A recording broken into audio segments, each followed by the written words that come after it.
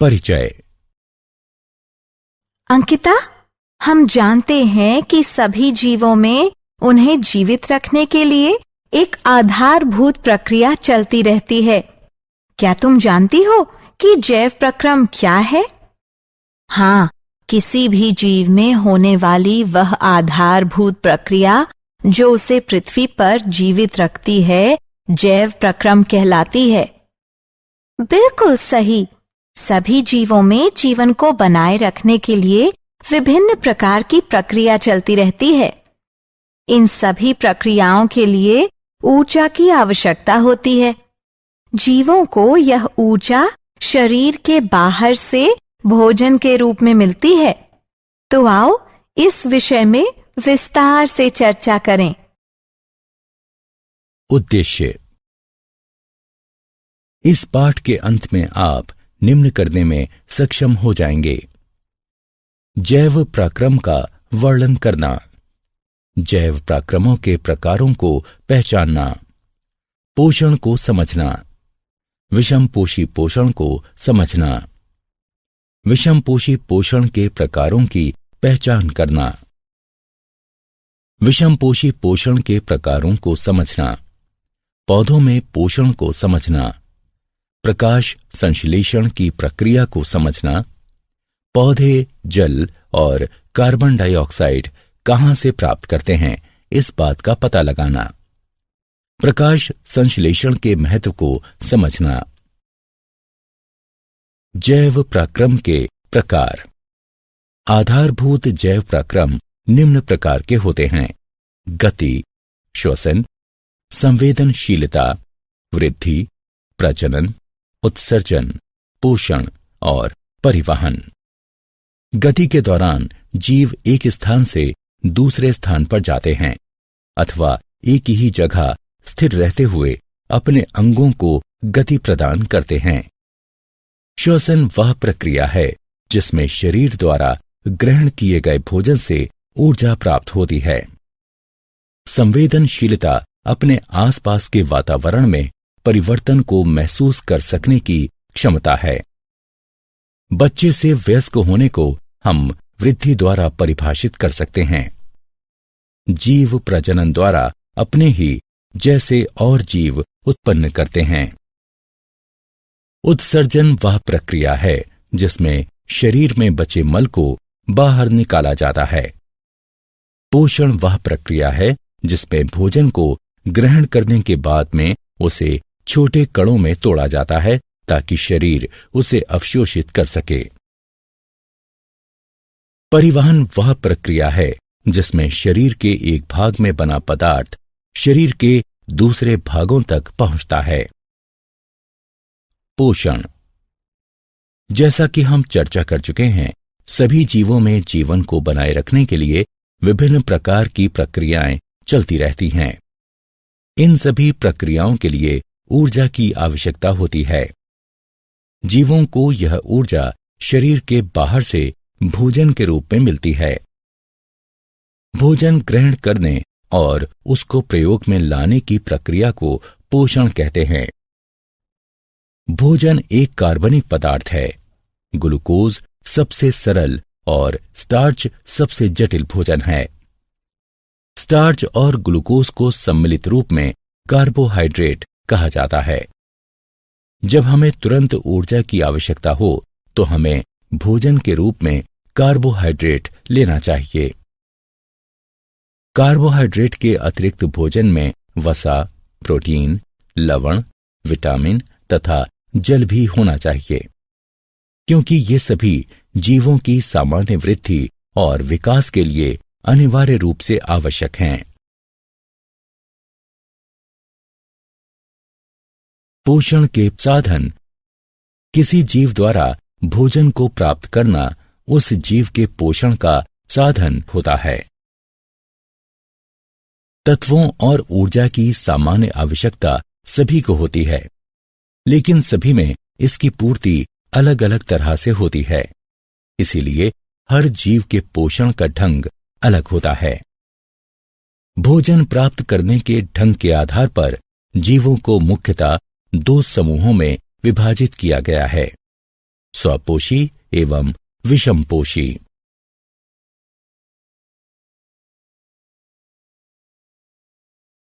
स्वपोषी पोषण। स्व का अर्थ स्वयं और पोषी का अर्थ पोषण है, अर्थात स्वपोषी का अर्थ है अपना पोषण स्वयं करना। स्वपोषी पोषण पोषण का वह प्रकार है जिसमें जीव अपने आसपास के वातावरण में उपस्थित अकार्बनिक पदार्थों जैसे कार्बन डाइऑक्साइड और जल से अपने भोजन का निर्माण स्वयं करता है। हरे पौधे स्वपोषी होते हैं। स्वपोषी साइनोबैक्टीरिया भी इसी प्रकार अपना पोषण करते हैं। इसलिए हम कह सकते हैं कि वे जीव जो कार्बन डाइऑक्साइड और जल से अपना भोजन स्वयं बनाते हैं स्वपोषी कहलाते हैं। स्वपोषी जीवों में हरे रंग का रंजक क्लोरोफिल पाया जाता है जो सौर ऊर्जा को अवशोषित करता है। स्वपोषी जीव अवशोषित सौर ऊर्जा का उपयोग प्रकाश संश्लेषण द्वारा कार्बन डाइऑक्साइड और जल से ग्लूकोज बनाने में करते हैं। प्रकाश संश्लेषण प्रक्रिया का समीकरण ये है। विषमपोषी पोषण। विषम का अर्थ अन्य और पोषी का अर्थ पोषण है, अतः इसका अर्थ है अन्य स्रोतों से अपना पोषण करना। विषमपोषी पोषण पोषण का वह प्रकार है जिसमें जीव अपने आसपास के वातावरण में उपस्थित अकार्बनिक पदार्थों जैसे कार्बन डाइऑक्साइड और जल से अपने भोजन का निर्माण नहीं कर सकता और अपने अपने भोजन के लिए दूसरे जीवों पर निर्भर रहता है। अधिकतर जीवाणुओं, कवक और पशुओं में इसी प्रकार का पोषण होता है। वे जीव जो अकार्बनिक पदार्थों जैसे कार्बन डाइऑक्साइड और जल से अपना भोजन स्वयं नहीं बना सकते तथा भोजन के लिए दूसरे जीवों पर निर्भर रहते हैं, विषमपोषी कहलाते हैं। विषमपोषी वह उपभोक्ता है जो अपने भोजन के लिए दूसरे जीवों पर निर्भर रहता है। विषमपोषी अपने भोजन के लिए स्वपोषी जीवों और दूसरे विषमपोषी जीवों पर निर्भर रहता है। विषमपोषी पोषण के प्रकार। विषमपोषी निम्न 3 प्रकार से अपना भोजन प्राप्त करते हैं: मृतजीवी, परजीव, होलोजोइक। मृत का अर्थ नष्ट हो चुका और जीवी का अर्थ आश्रित है, अर्थात ये वो पोषण है जिसमें जीव पोषण के लिए नष्ट हो चुके कार्बनिक पदार्थों जैसे सड़ा हुआ पौधा अथवा मृत पशु पर आश्रित रहता है। जैसे कवक तथा बहुत से जीवाणु मृतजीवी होते हैं। पर का अर्थ दूसरों पर और जीवी का अर्थ आश्रित है। परजीवी वह जीव होता है जो वृद्धि, भोजन और आश्रय के लिए किसी दूसरे जीव पर निर्भर रहता है, लेकिन अपने पोषक की उत्तरजीविता में कोई सहायता नहीं करता, जैसे प्लाज्मोडियम, कुस्कुटा, फीता कृमि इत्यादि। होलों का अर्थ ठोस पदार्थ और जोइक का अर्थ पशु है, अर्थात ये वो पोषण है जिसमें भोजन के रूप में जटिल कार्बनिक पदार्थों का अंतर्ग्रहण किया जाता है, जैसा कि सभी पशु करते हैं, जैसे मनुष्य, श्वान, मवेशी, अमीबा।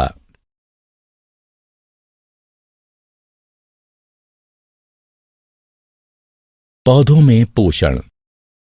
हम पहले ही चर्चा कर चुके हैं कि हरे पौधे स्वपोषी होते हैं और प्रकाश संश्लेषण द्वारा अपने भोजन का निर्माण करते हैं।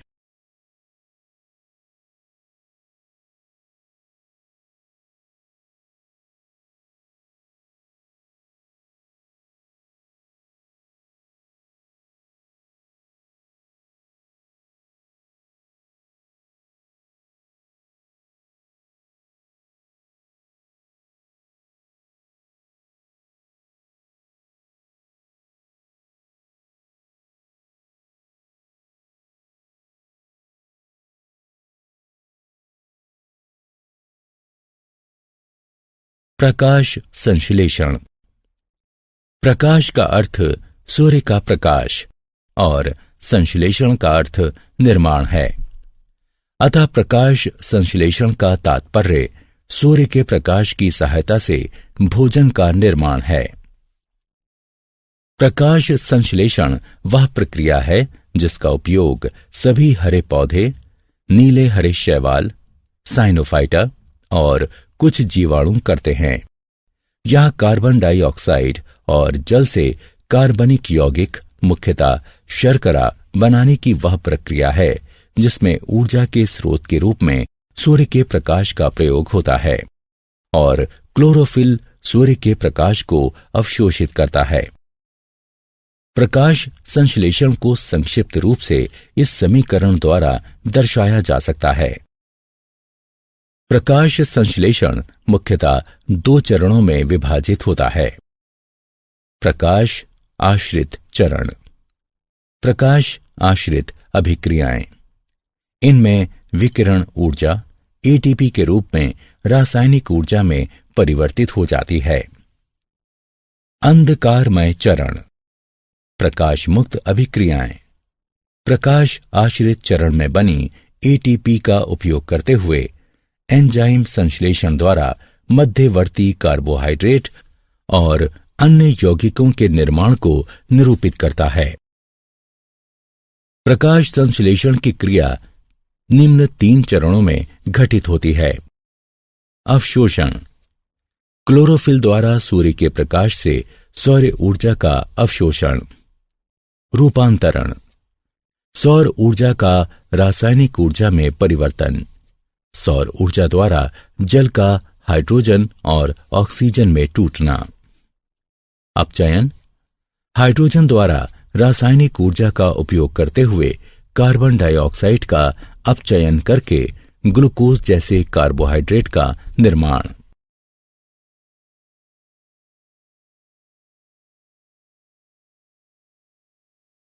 कार्बन डाइऑक्साइड का अंतर्ग्रहण। कार्बन डाइऑक्साइड वायु स्टार्चन में ही उपस्थित है। हरे पौधे पत्तियों की सतह पर उपस्थित सूक्ष्म छिद्रों की सहायता से वायु से कार्बन डाइऑक्साइड लेते हैं। ये सूक्ष्म छिद्र रंध्र कहलाते हैं। कार्बन डाइऑक्साइड रंध्रों के द्वारा पत्तियों में प्रवेश करती है। प्रत्येक रंध्रीय छिद्र एक जोड़ी द्वार कोशिकाओं से घिरा होता है। ये द्वार कोशिकाएं रंध्रों के खुलने और बंद होने को नियंत्रित करती हैं। द्वार कोशिकाओं में जब जल प्रवेश करता है तो वो फूलकर वक्र हो जाती हैं, जिस कारण रंध्र खुल जाते हैं। दूसरी ओर जल जब द्वार कोशिकाओं से बाहर निकलता है तो वो सिकुड़कर सीधी हो जाती हैं और रंध्र बंद हो जाते हैं। जैसे ही रंध्र खुलते हैं, वायुमंडलीय कार्बन डाइऑक्साइड उनमें प्रवेश करने लगती है।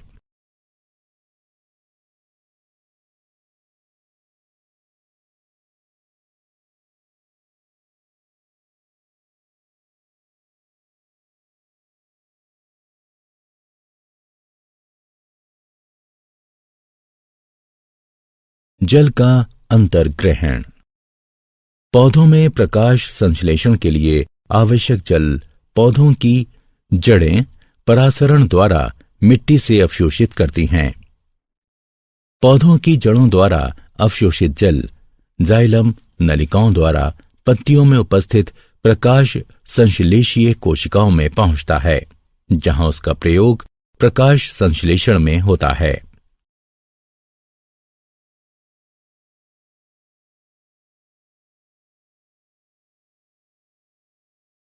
प्रकाश संश्लेषण का महत्व। प्रकाश संश्लेषण कई कारणों से महत्वपूर्ण है, जिनमें से कुछ प्रमुख कारण निम्न हैं। हरे पौधे प्रकाश संश्लेषण की सहायता से कच्चे माल के रूप में मात्र कार्बन डाइऑक्साइड और जल का उपयोग करके भोजन का निर्माण करते हैं, इसलिए ये पृथ्वी पर जीवन बनाए रखते हैं।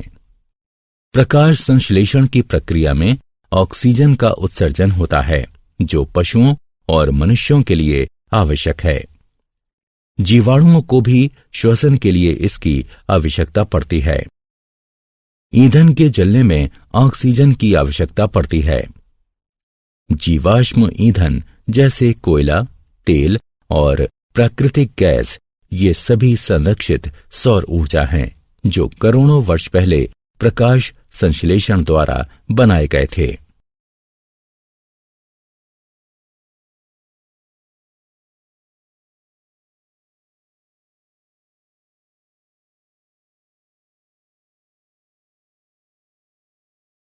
क्या आप जानते हैं एटीपी ऊर्जा मुद्रा है। दृश्य वर्ण क्रम से हरे रंग को अवशोषित न कर पाने और उसे परावर्तित करने के कारण पत्तियां हरी दिखाई देती हैं। नीला और लाल प्रकाश प्रकाश संश्लेषण के लिए सबसे उपयुक्त है। प्रकाश आश्रित अभिक्रियाएं क्लोरोप्लास्ट के थाइलेकाइट में होती हैं। कार्बन डाइऑक्साइड का यौगिकीकरण क्लोरोप्लास्ट के ग्राना में होता है।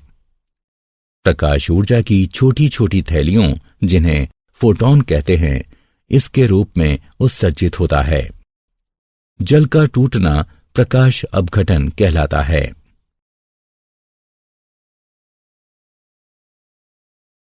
सारांश।